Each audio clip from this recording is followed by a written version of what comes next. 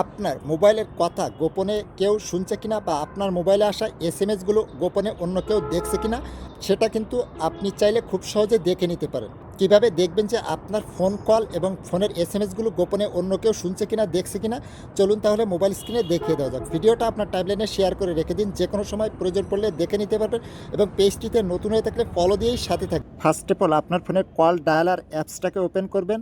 এরপরে ডায়াল প্যাডে লিখবেন *#21# দিয়ে আপনি যে কোনো একটা সিম সিলেক্ট করে ডায়াল করে দিবেন। ডায়াল করার সাথে সাথে এরকম একটা ইন্টারফেস আপনার সামনে আসবে। এখানে যদি নট ফরওয়ার্ড দেখায় তাহলে বুঝবেন যে আপনার কল এসএমএস অন্য কারো কাছে যাচ্ছে না। আর এখানে যদি কোনো নাম্বার দেখায় তাহলে বুঝতে হবে সেই নাম্বারে আপনার কল মেসেজ সমস্ত কিছু যাচ্ছে, সে আপনার সমস্ত কথাগুলো শুনছে।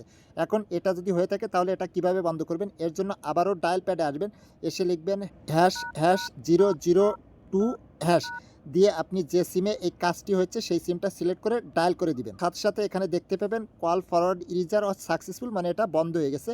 এভাবে আপনার ফোনের কল মেসেজ অন্য কোনো নাম্বারে যাচ্ছে কিনা চেক করে দেখে এখনই সেটাকে বন্ধ করে দিন।